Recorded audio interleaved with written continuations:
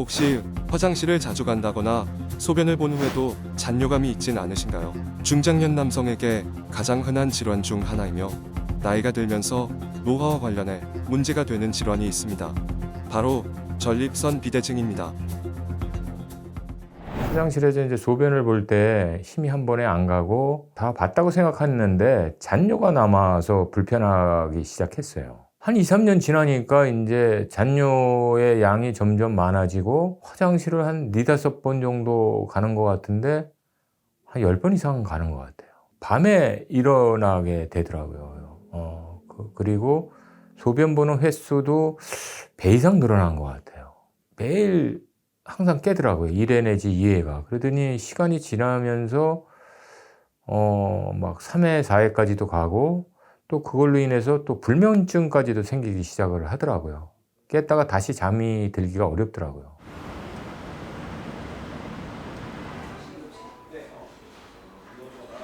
전립선 비대증은 우리 중년 남성에 있어서 가장 흔한 질환으로 배뇨장애의 가장 중요한 원인이 되는 질환인데요. 이름 그대로 전립선이 정상 크기인 15g보다 나이가 증가함에 따라서 40대 이후에 15g, 20g 이상으로 전립선이 커지는 그런 병인데요. 전립선이 커지면서 여러 가지 배뇨장애를 일으키는 질환입니다. 전립선은 남성의 방광 아래 요도를 감싸고 있는 호두만한 크기의 생식기관이다. 정액의 성분을 만들고 생성된 정액의 약 30%를 저장하는 역할을 맡고 있다. 약 20g 정도의 작은 크기지만 여러 원인으로 인해 커지게 되면 소변이 지나가는 길인 요도를 눌러 배뇨장애를 유발하게 되고 이를 전립선 비대증이라고 한다. 대략 50대에서는 50%, 60대에서는 60%의 남성이 고통을 받는 질환인데요. 이 원인으로는 우리가 그 전립선이 나이가 증가하면서 전립선이 자꾸 커지고, 두 번째 남성 호르몬의 영향으로 또 커지고, 유전적으로 유전적 내력이 있는 분들이 또 빨리 많이 커지게 됩니다. 전립선 비대증은 노화와 밀접한 관련이 있는데 건강보험 심사평가원의 자료에 따르면 60대 이상의 환자 비율이 전체 비중의 73%를 차지하고 있다. 그렇다면 전립선 비대증의 대표적인 증상은 어떤 것이 있을까? 전립선 비대증의 대표적인 초기 증상으로는 소변 줄기가 약해지는 것을 들 수 있습니다. 소변 줄기가 약해진다는 것은 다른 말로는 내가 예전보다는 소변 속도가 좀 적어졌다라는 것도 있지만 중간에 끊긴다든지 배에 힘을 줘야 나온다든지 화장실 가서 한참을 기다려야 소변이 나온다든지 모두 다 소변 줄기가 가늘어지고 저항이 커지면서 나타나는 그런 증상이라고 말씀드릴 수 있겠습니다. 사실 병원을 찾아주시는 수술적인 치료를 원하시는 분들 중에 대부분은 이런 소변 줄기가 약해졌다는 증상보다는 2차적인 방광 변성으로 인한 급박뇨라든지 야간뇨라든지 이런 방광 과민성으로 인한 증상을 호소하시는 분들이 조금은 더 많은 것 같습니다. 전립선 비대증으로 인한 증상은 여러 가지인데 먼저 화장실을 예전보다 자주 찾게 되는 다뇨 증상, 소변 줄기가 가늘어지는 세뇨 증상, 소변을 본 후에도 찝찝함이 남아있는 잔뇨 증상, 밤중에 자꾸 화장실을 가게 되는 야간뇨가 있다.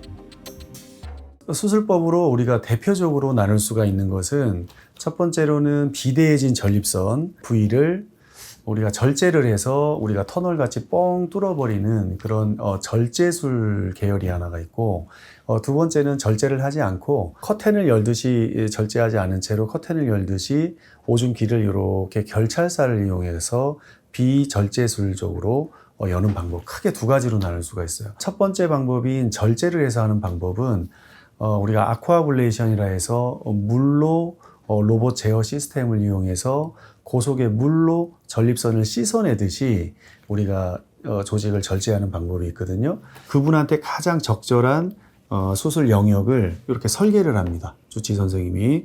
설계를 잘 하면 그 이후에 로봇 제어 시스템으로 된 이 아쿠아블레이션 이 시스템이 설계한 그대로 한 1분에서 5분 정도 만에 어떠한 크기든 엄청난 크기든 전립선 크기와 모양에 관계없이 잘 수술을 마칠 수가 있는 거예요.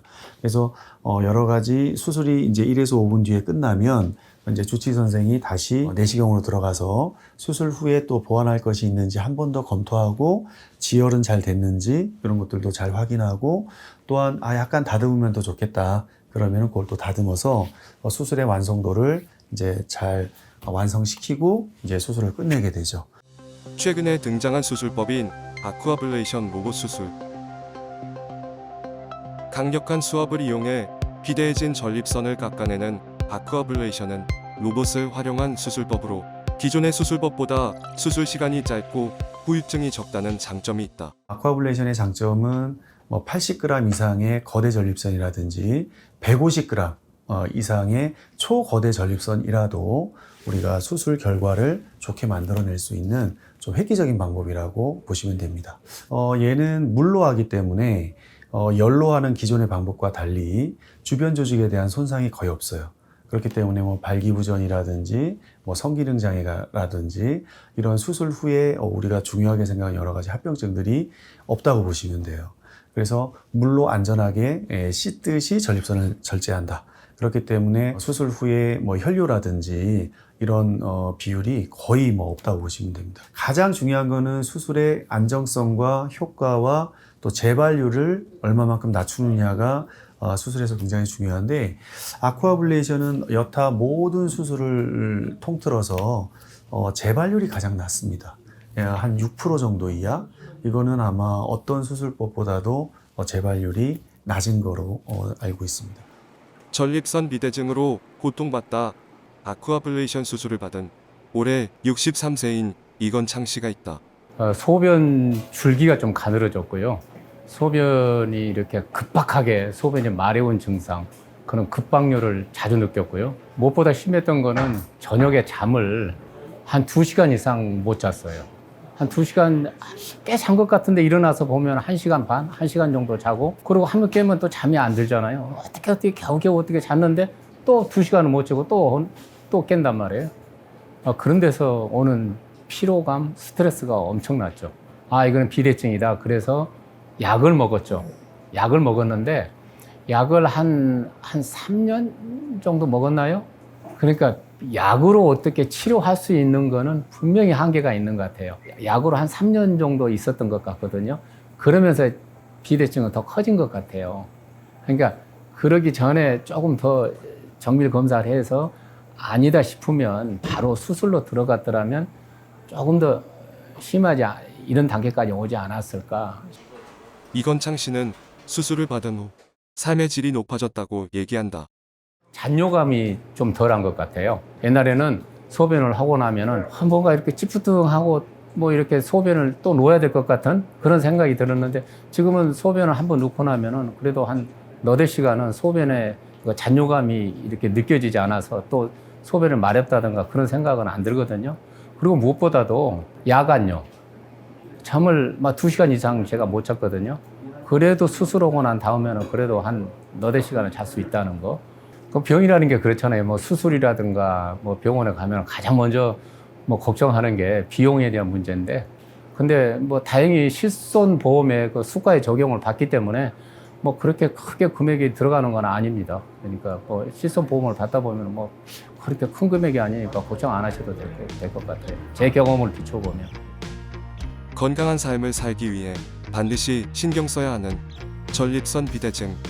치료하지 않고 방치하게 된다면 전립선 건강은 물론 방광까지 망가뜨리며 남은 삶을 불행하게 만들지도 모른다. 남성에 있어서 소변 줄기가 마치 정력의 상징 혹은 남자로서의 어떤 상징처럼 많이들 오해가 있는 것 같습니다. 어떤 편견이 있다고 할까요? 그래서 내 전립선 비대로 인한 증상을 처음에 무시하거나 애써 외면하려고 하시는 분들이 상당히 많다고 저는 느껴왔습니다. 근데 전립선 비대증으로 인한 생명 증상을 무시하시다 보면 방광 변성이라든지 비가역적인 여러 가지 변화를 겪으실 수 있어요. 그래서 전립선 비대가 치료된 다음에도 방광 변성 때문에 약을 끊지 못하신다거나 계속 고생하시는 환자분들 많이 뵐 수 있습니다.